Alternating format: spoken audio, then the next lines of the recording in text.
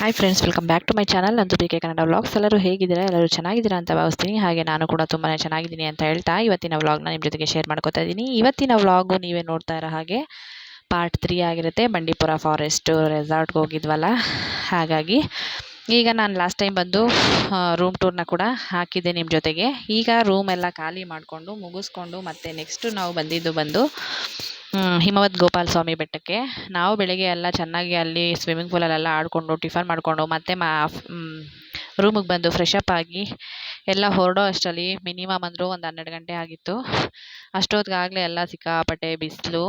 ಮತ್ತು ಅಲ್ಲಿ ಬಂದು ನಮ್ಮದು ಓನ್ ವೆಹಿಕಲ್ ಬಿಡಲ್ಲ ಅಂತ ಅಂದ್ಬಿಟ್ಟು ಹೇಳಿದ್ರು. ಹಾಗಾಗಿ ಅಲ್ಲಿಂದ ಬಸ್ಗಳಿರುತ್ತಲ್ಲ, KSRTC, ಅದೇ ಬಸ್ಸಲ್ಲೇ ಎಲ್ಲರೂ ಕೂಡ ಟಿಕೆಟ್ಸ್ ತೊಗೊಂಡು, ಒಬ್ಬೊಬ್ಬರು ಆಧಾರ್ ಕಾರ್ಡ್ ಇದ್ದವರು ಆಧಾರ್ ಕಾರ್ಡ್ ತೋರಿಸಿ ಟಿಕೆಟ್ಸ್ ತೊಗೊಂಡು ಎಲ್ಲ ಬಸ್ಸಲ್ಲಿ ಹೊರಟ್ವಿ. ನಿಜವಾಗ್ಲೂ ಪ್ರಕೃತಿ ನೋಡೋದಕ್ಕೆ ಎಷ್ಟು ಸುಂದರವಾಗಿರುತ್ತೋ ಅಷ್ಟೇ ಭಯಾನಕವಾಗಿರುತ್ತೆ. ನಿಜವಾಗ್ಲೂ ಡ್ರೈವರ್ಗಳಿಗೆ ಒಂದು ಸೆಲ್ಯೂಟ್ ಅಂತಲೇ ಹೊಡಿಬೇಕು.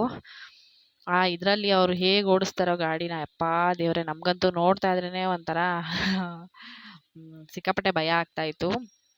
ಒಂದು ಚೂರು ಸ್ಲಿಪ್ಪಾಗಿ ಏನೋ ಒಂಚೂರು ಆಯಿತು ಅಂತಂದ್ರು ಎಷ್ಟು ಕಷ್ಟ ಇದೆ ಅಲ್ವಾ. ಆ ಬೆಟ್ಟದ ಮೇಲೆ ಇದು ಹೋಗೋ ದಾರಿ ಭಾರಿ ಕಷ್ಟ. ನಮ್ಮ ಮನೆಯವರು ಕೂಡ ಡ್ರೈವಿಂಗ್ ಕೆಲಸನೇ ಮಾಡೋದು. ನಮ್ಮ ಮನೆಯಲ್ಲೂ ಸುಮಾರು ಜನ ಡ್ರೈವರ್ಸ್ಗಳೇ. ಅಂತೂ ಒಂಥರ ಅವ್ರ ಜೀವನಗಳು ಹೇಗಿರುತ್ತೆ ಅನ್ನೋದು ಕಣ್ಣು ಮುಂದೆ ಬಂದು ಹೋದಾಗುತ್ತೆ. ನಾವು ಅನ್ಕೋತೀವಿ, ಏನು ಯಾರೂ ಮಾಡದೇ ಇರೋದು ನೀವು ಮಾಡ್ತೀರಾ ಅಂತ ಅಂದ್ಬಿಟ್ಟು. ತುಂಬಾ ಕಷ್ಟ ಇದೆ. ಹಾಗೆ ನಾವು ಬರೋ ಅಷ್ಟರಲ್ಲಿ ಅದು ಬೆಳಿಗ್ಗೆನೇ ಹೋಗಬೇಕು. ಫುಲ್ಲು ಹಿಮ ತುಂಬಿಕೊಂಡು ಸಕ್ಕತ್ತಾಗಿರುತ್ತೆ ನೋಡೋದಕ್ಕೆ. ನಾವು ಹೋಗೋ ಅಷ್ಟರಲ್ಲಾಗಲೇ ಬಿಸಿಲು ತುಂಬಿತ್ತು. ಬಿಸಿಲಲ್ಲೇ ಕಾಲಿಡೋಕ್ಕಾಗ್ದಂಗೆ ಮಾಡ್ದಂಗೆ ಓಡಾಡಿಕೊಂಡು ದೇವ್ರ ದರ್ಶನ ಮುಗಿಸ್ಕೊಂಡು ಬಂದು ಸ್ವಲ್ಪ ಆಚೆ ಕಡೆ ಕೂತ್ಕೊಂಡ್ವಿ. ಹಾಗೆ ನಮ್ಮ ಮನೆಯವ್ರು ಇದ್ಕೊಂಡು, ಅಮ್ಮು ಇಲ್ಲಿ ಊಟ ಐತೆ, ಊಟ ಮಾಡ್ಕೊಂಡು ಹೊರಡೋಣ ಅಂತ ಅಂದ್ಬಿಟ್ಟು ಹೇಳಿದ್ರು. ಹಾಗಾಗಲೇ ನೋಡಿದ್ರೆ ಅವತ್ತಿನ ದಿವಸ ಊಟ ಎಲ್ಲ ಏನೂ ಇರಲಿಲ್ಲ. ಹಾಗೆ ಎಲ್ಲರೂ ಒಂದೊಂಚೂರು ಫೋಟೋಸು ತಗೊಂಡು ವಿಡಿಯೋಸ್ ಮಾಡಿಕೊಂಡು ಅದಾದಮೇಲೆ ಬಂದು ವಾಪಸ್ಸು ಹೊರಟ್ವಿ.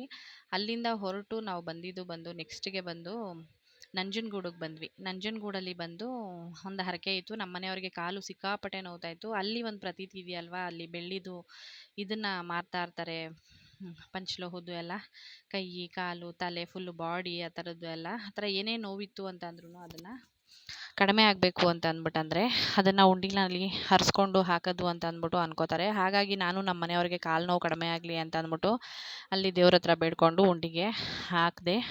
ಅದಾದಮೇಲೆ ದೇವಸ್ಥಾನ ಅಂತೂ ಫುಲ್ಲು ಖಾಲಿ ಇತ್ತು. ಎಷ್ಟು ಒಳಗಡೆ ಅಂತೂ, ಆಚೆ ಕಡೆ ಎಷ್ಟು ಬಿಸಿಲಿತ್ತೋ ಒಳಗಡೆ ಅಷ್ಟು ತಣ್ಣಗಿತ್ತು. ಎಲ್ಲರೂ ದೇವಸ್ಥಾನ ಎಲ್ಲ ಒಂದು ರೌಂಡ್ ಸುತ್ತ ಹಾಕ್ಕೊಂಡು ಮಾಡಿಕೊಂಡು ದರ್ಶನ ಮುಗಿಸ್ಕೊಂಡು ತೀರ್ಥ ಪ್ರಸಾದ ಎಲ್ಲ ತೊಗೊಂಡು ಬಂದು ಆಚೆ ಕಡೆ ಕೂತ್ಕೊಂಡ್ವಿ ಸ್ವಲ್ಪ ಹೊತ್ತು.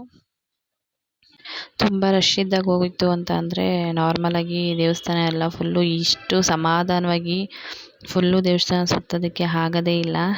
ಒಂಥರ ತುಂಬಾ ಫ್ರೀಯಾಗಿದ್ದರಿಂದ ಚೆನ್ನಾಗಿ ದೇವಸ್ಥಾನ ಎಲ್ಲ ದರ್ಶನ ಮಾಡಿಕೊಂಡು ಪ್ರತಿಯೊಂದು ಕಡೆಯೂ ಹೋಗಿ ದೇವ್ರ ದರ್ಶನ ಎಲ್ಲ ಮಾಡಿಕೊಂಡು ಮುಗಿಸ್ಕೊಂಡು ಬಂದು ಆಚೆ ಕಡೆ ಎಲ್ಲ ಕೂತ್ಕೊಂಡು ಹಾಗೆ ಅಲ್ಲೇ ಪ್ರಸಾದನ ಎಲ್ಲ ತೊಗೊಂಡು ಎಲ್ಲರೂ ತಿಂದ್ಕೊಂಡು ಸ್ವಲ್ಪ ಹೊತ್ತು ಅಲ್ಲಿ ಕೂತ್ಕೊಂಡಿದ್ದು.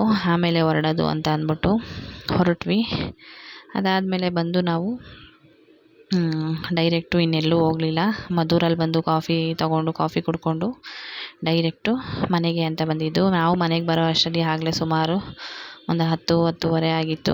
ನಮ್ಮ ಮಾವ ಟ್ರಿಪ್ಗೆಲ್ಲ ಕಳಿಸಿದ್ರಲ್ಲ, ಅವ್ರಿಗೆ ಒಂದು ಥ್ಯಾಂಕ್ಸ್ ಹೇಳ್ತಾ, ಅವರು ನಮಗೆ ಎಲ್ಲರೂ ಸಾಕಾಗಿ ಬಂದಿರ್ತಾರೆ ಅಂತ ಅಂದ್ಬಿಟ್ಟು ಊಟನೂ ಕೂಡ ಎಲ್ಲ ತರಿಸ್ಬಿಟ್ಟಿದ್ರು.